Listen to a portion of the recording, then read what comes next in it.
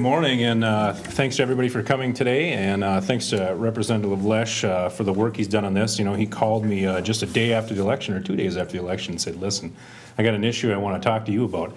And I believe that you sought me out solely from my experience in the National Guard. You know, I just want to say thanks to him. Thanks for shedding light on this topic, and hopefully we're off to a good start. Like he said, I'm serving in my 17th year of the Minnesota Army National Guard. You know, I've had 2 deployments to Iraq, both times actually. It was supposed to be a Kuwaiti deployment, and a little group called ISIS decided they were going to stick their head up, and I went a couple hundred miles further north and spent the rest of the time in Iraq. So, you know, John and I are both current. I think you're current. No, are you retired? Oh, wow. I'm retired. I'm sorry, I'm not up on my statistics so well, right. but John is also a member of or former member of the Minnesota Army National Guard, as well as I.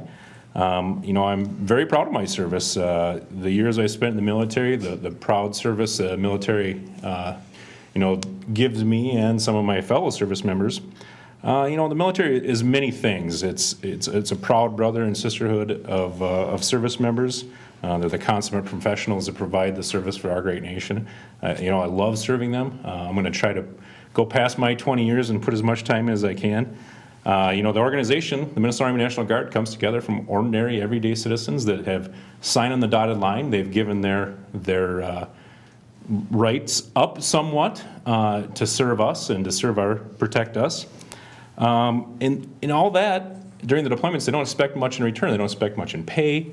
They don't expect much when it comes to you know, what the state provides them. So the National Guard is also a few other things. It's really hard on families.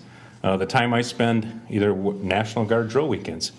That's 1 weekend a month I don't get to spend with my kids and my wife. We have our 2 weeks in the summer. It's the same deal. And when we go on a deployment, it's very hard on our employers. It's very hard on all those relationships we have trying to build our careers, trying to build ourselves out in a meaningful and hopeful way.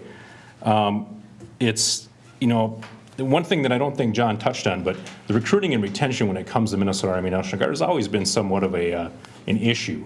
How do you recruit new people to come in? How do you ensure that when they do deploy that they're going to keep their job, they're going to keep their pay, they're not going to be financially hurt in any way, shape, or form? So what this bill does, it's a pretty simple bill. It just says the counties, when your service members are deployed, you're going to compensate them to an equal level. And when they come back, they're going to step right in. They're not going to lose out on any advancement, any encouragement.